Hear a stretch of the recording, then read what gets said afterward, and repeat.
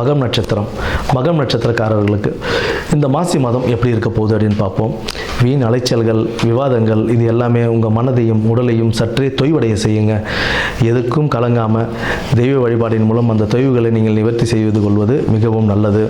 மனக்கசப்புகள் அதிகமாக ஏற்படும் போது யார்ட்டையாவது சொல்லி தீர்த்துருங்க. எதையும் மனசுலேயே வச்சுட்டு இருந்தீங்க அப்படின்னா தேவையில்லாத ஸ்ட்ரெஸ்ஸு, டென்ஷன்ஸ் அதிகமாகிட்டே தான் இருக்கும்.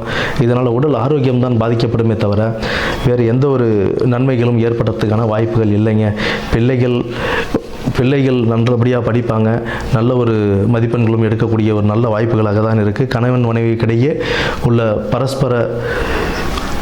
பரஸ்பர இதுக்கு நீங்கள் நல்லபடியாக எந்த ஒரு வீண் விவாதங்களையும் தேவையில்லாத ஆர்கியூமெண்ட்ஸையும் தவிர்த்துட்டு 2 பேரும் விட்டு கொடுத்து போகிறதுன்றது ரொம்ப முக்கியங்க. உங்களுக்கு மனதில் இருக்கிற எந்த ஒரு கஷ்டங்களையும் நீங்கள் வெளியில் சொல்லிடுறது உங்கள் உடல் ஆரோக்கியத்தை நல்லபடியாக பேணி காக்கிறதுக்கான ஒரு நல்ல விஷயமாக அமையும். தொழிலையும் வியாபாரத்திலையும் சிறப்பாக இருக்கும். ஒரு நல்ல ஒரு கணிசமான வருமானமும் வரக்கூடிய ஒரு லாபகரமான மாதமாகத்தான் இந்த மாசி மாதம் உங்களுக்கு அமைத்து கொடுக்குங்க. பிள்ளைகள் கல்வியில் சற்றே கவனத்துடன் இருக்கிறது பிள்ளைகள் கல்வியை மேம்படுத்த ஒரு நல்ல ஒரு விஷயமாக இருக்கும்.